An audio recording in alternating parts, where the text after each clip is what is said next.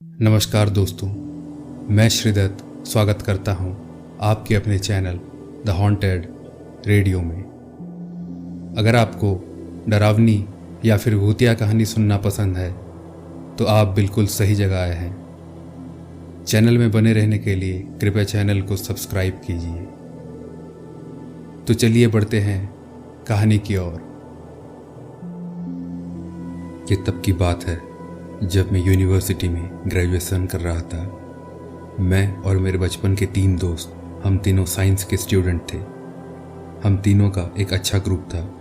हम सब पढ़ाई में अच्छे थे, लेकिन हम क्लास बंक करके मस्ती भी बहुत करते थे। जिंदगी अच्छी खासी चल रही थी, पर अचानक से हम सब की जिंदगी ने एक नया रुख लिया था। ठीक अक्टूबर महीने में एक नए प्रोफेसर हमारी यूनिवर्सिटी में आए।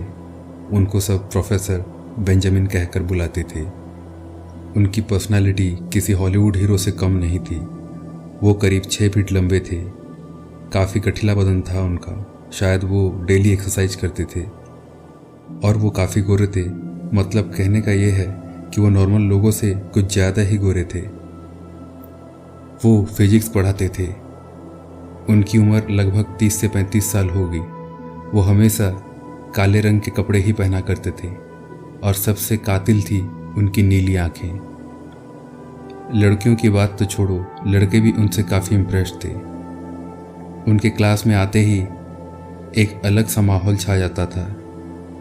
और सबसे अजीब बात यह थी कि एक भी लड़का या लड़की, कोई भी उनका क्लास बंक नहीं मारता था। एक काफ़ी अट्रैक्टिव पर्सनालिटी थी उनकी। उनके पढ़ाने का तरीका भी बहुत ही अलग था और उनका अंदाज सबको पसंद भी आता था। ऐसे कुछ हफ्ते बीत गए, फिर एक अजीब सी घटना घटित हुई। हमारी प्रिंसिपल मिस लिंडा अचानक से लापता हो गई। उनके घर वालों ने पुलिस कंप्लेंट भी की, पर 1 महीने के बाद भी उनका कोई अता पता नहीं मिला। पुलिस ने हम सबसे पूछताछ की, पर हमें भी कहाँ कुछ पता था। एक दिन हम चारों दोस्त, मतलब रायन, फेडरिक, निक और मैं, हम सब गार्डन में बैठे हुए थे।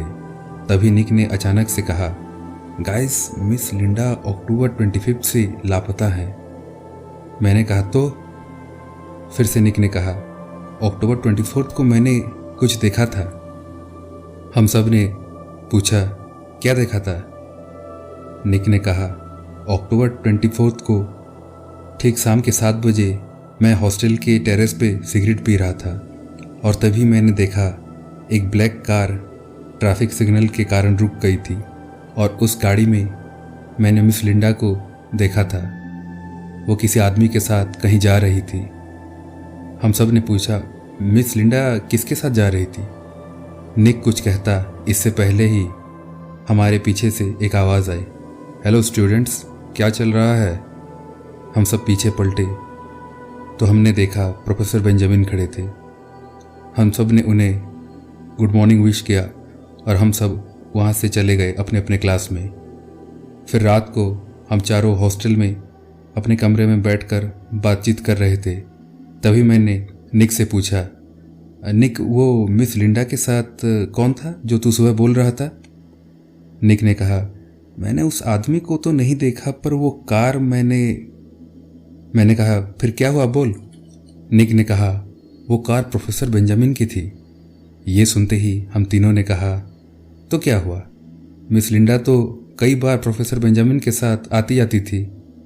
निक कुछ देर चुप रहा और बोला, उसी रात से मिस लिंडा लापता हुई थी। ये सुनने के बाद हम तीनों को भी कुछ अजीब लगने लगा। फिर अगले दिन एक बहुत ही दुखद खबर हम सबको मिली। पुलिस को मिस लिंडा की लाश मिली थी शहर से बाहर कब्रिस्तान के पास। ये सुनकर हम सबको काफ़ी दुख हुआ था। हम चारों दोस्त तुरंत वहीं स्पॉट की ओर निकल गए।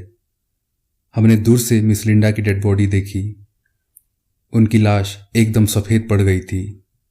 शरीर में एक कतरा भी खून नहीं था और उनके जिस्म में कपड़ा भी नहीं था। सबको लगा किसी ने मिस लिंडा का रेप करके उनको मार डाला है, पर ऑटोप्सी रिपोर्ट के हिसाब से सब चौंक गए, क्योंकि रिपोर्ट के अनुसार मिस लिंडा का रेप नहीं हुआ था। और सबसे अजीब चीज़ तो ये थी कि उनके शरीर में एक भी कटे होने का घाव ही नहीं था।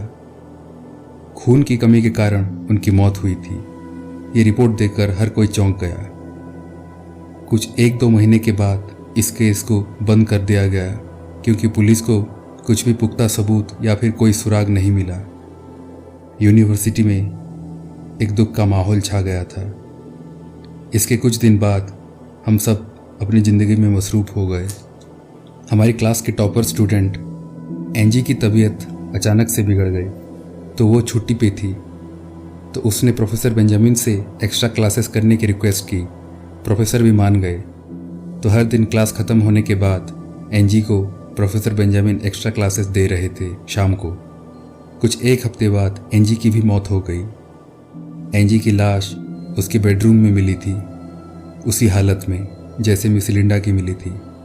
शरीर में एक बूंद भी खून नहीं था और शरीर में कपड़े भी नहीं थे। अब हमारे शहर में एक डर का माहौल छा गया था क्योंकि एंजी के साथ साथ शहर में पुलिस को ऐसी 7 लड़कियों की लाशें मिली थी। लोगों को लगा कि शायद ये कोई नई बीमारी फैल गई है लड़कियों में। लोग अब अपने लड़कियों को बाहर नहीं छोड़ते थे। कुछ लड़कियों ने तो पढ़ाई भी छोड़ दी थी। शहर में अब भी लड़कियों की लाशें मिल रही थी।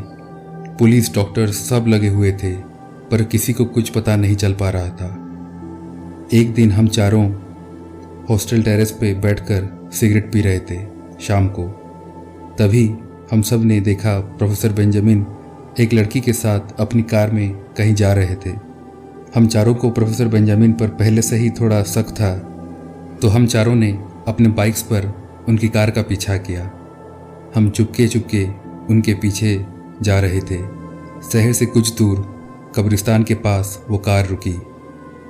हम चारों भी रुक गए। हमने अपने बाइक्स को झाड़ियों के पीछे छुपा दिया और दबे कदमों से उस कब्रिस्तान के अंदर दाखिल हुए। तभी एक बहुत ही अजीब चीज़ हम लोगों ने देखा। हमारी आंखों के सामने ही प्रोफेसर की कार अचानक गायब हो गई। ये देखते ही हम चारों के तो खून ही जम गए। फिर हिम्मत करके हम कब्रिस्तान के और अंदर गए। अंदर चारों तरफ अंधेरा पसरा हुआ था। एक अजीब सी खामोशी छाई हुई थी। हम चारों को अपने दिल की धड़कनें भी सुनाई दे रही थी। तभी अचानक से हमारी नज़र कब्रिस्तान के अंदर एक घर पर पड़ी। वहाँ से किसी के बात करने की आवाज़ें आ रही थी। हम चारों चुपके से उस घर के पास पहुँचे। हमने उस घर की खिड़की को थोड़ा ऊपर किया तो हमने देखा प्रोफेसर बेंजामिन एक लड़की के साथ वहाँ डिनर कर रहे थे। हमें ये सब काफ़ी अजीब लगा।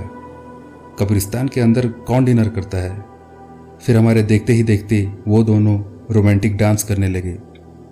कहीं से एक अजीब सी डरावनी म्यूजिक बजने लगी। हम सब हक्के बक्के होकर ये पूरा नज़ारा देख रहे थे। तभी लड़की अचानक से अपने कपड़े उतारने लगी। इसके कुछ देर बाद ही प्रोफेसर बेंजामिन अलग दिखने लगे। उनके आगे के दांत काफ़ी लंबे होने लगे और उनकी आंखें खून की तरह लाल हो गई। और तभी प्रोफेसर ने अपने दोनों दांत को उस लड़की की गर्दन पर गड़ा दिए और वो लड़की छटपटाने लगी। हमारे देखते ही देखते कुछ ही देर में उस लड़की ने अपना दम तोड़ दिया। ये देखकर तो हम चारों के रोंगटे खड़े हो गए।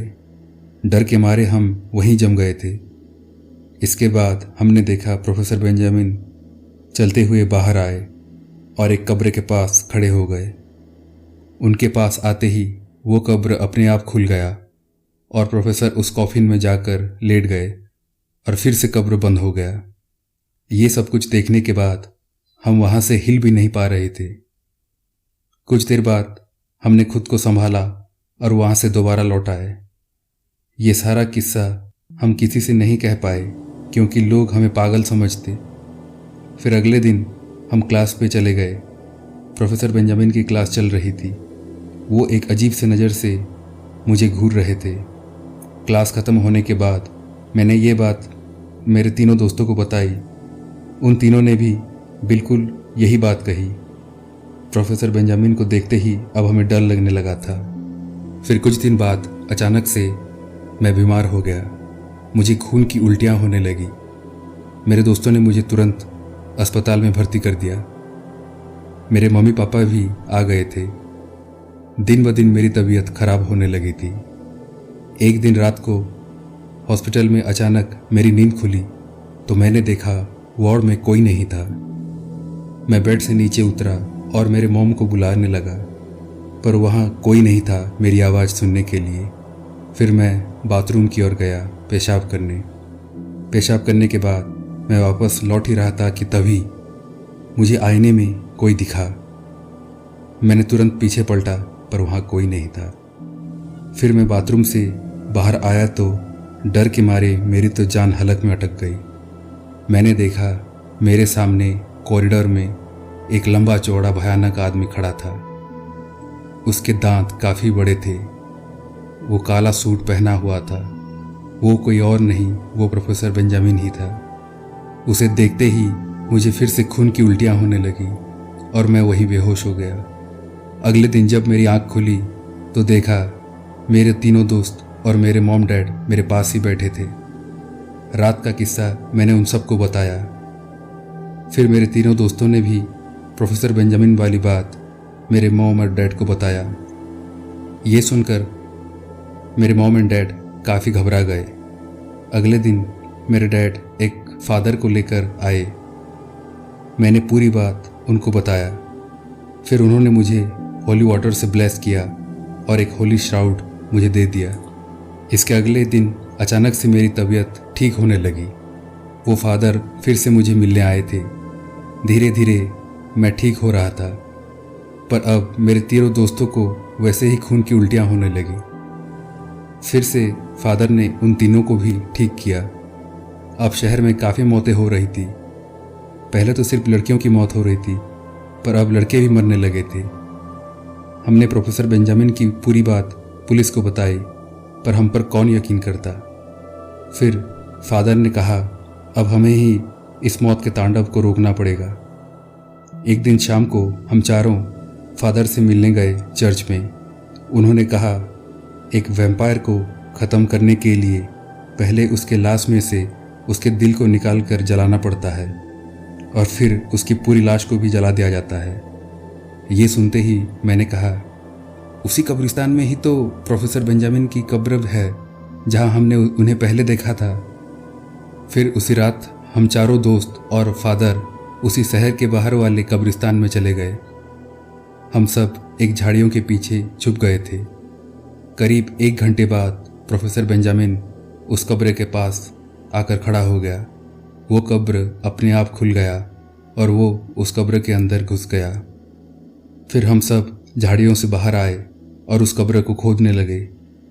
कुछ देर खोदने के बाद हमने कॉफिन को ऊपर उठाया, लेकिन कॉफिन खुलने पर हम सब हक्के बक्के हो गए, क्योंकि उस कॉफिन में कुछ नहीं था। उसमें बस एक छोटी सी पोटली ही बंधी हुई थी। फादर ने वो पोटली को उठाया और खोला तो उसमें कुछ मिट्टी मिली। ये देखकर फादर ने कहा ओ, मेरा शक बिल्कुल सही था। हम चारों को कुछ भी समझ नहीं आ रहा था। फिर फादर ने कहा ये कब्र नकली है, ये सिर्फ एक बक्सा है। मैंने पूछा मतलब फादर? फादर ने कहा ये मिट्टी प्रोफेसर बेंजामिन की असली कब्र की मिट्टी है। ये मिट्टी जहाँ भी होगी वो वैम्पायर उसी जगह आराम से आ जा सकता है। ये मिट्टी बस एक माध्यम है। फिर फादर ने उस मिट्टी पर पवित्र जल छिड़क दिया। पवित्र जल छिड़कते ही वो मिट्टी अचानक से जल गई और राख में बदल गई। अगले दिन से प्रोफेसर बेंजामिन यूनिवर्सिटी में नहीं आए, पर शहर में अब भी मौतें जारी थी। फादर ने हमें कहा हमें कैसे भी करके उस शैतान की कब्र को ढूंढना पड़ेगा। कई दिन खोजबीन करने के बाद आखिरकार हमें पता चल ही गया। प्रोफेसर बेंजामिन असल में रिवर फॉरेस्ट नाम के एक शहर के निवासी थे। फिर हम सब रिवर फॉरेस्ट की ओर निकल पड़े। वहाँ पहुँचते ही एक अजीब सी घुटन हमें महसूस होने लगी। वो शहर दिन में भी काफ़ी सुनसान था। फिर हम घूमते हुए एक आदमी से मिले। उसने बताया कि बेंजामिन फैमिली कई सालों से शहर छोड़कर चली गई है। उनका पुराना बंगला अब खंडहर बन चुका था। फिर हमने उस आदमी से उस शहर के कब्रिस्तान के बारे में पूछा तो उसने हमें बताया कि वहाँ 2 कब्रिस्तान हैं और दोनों का पता भी उसने हमें बताया। हमने दोनों कब्रिस्तान चेक किए, पर हमें बेंजामिन का कब्र कहीं नहीं मिला। हम सबको बहुत ही मायूसी हुई। फिर अचानक निक ने कहा, हमने बेंजामिन के बंगले में तो कुछ भी चेक नहीं किया है अब तक, शायद वहाँ कुछ सुराग मिल जाए हमें। फादर ने भी कहा, सही है, हमें वहाँ जाना चाहिए। अब रात के करीब 9 बज चुके थे। हम बेंजामिन के बंगले में पहुँच गए। वो बंगला काफ़ी बड़ा और काफ़ी भयानक लग रहा था। हमने दरवाजे का ताला तोड़ दिया और सब अंदर दाखिल हो गए। अंदर काफ़ी ठंड थी, ऐसे लग रहा था जैसे अंदर बर्फ गिर रहे हो। फिर हमने टॉर्च जलाकर घर के हर एक कोने में छान मारा, पर वहाँ भी हमें कुछ नहीं मिला। वहाँ से हम वापस लौट ही रहे थे कि अचानक हमें तहखाने का दरवाज़ा दिखा। हम सब उस तहखाने के दरवाजे के पास गए।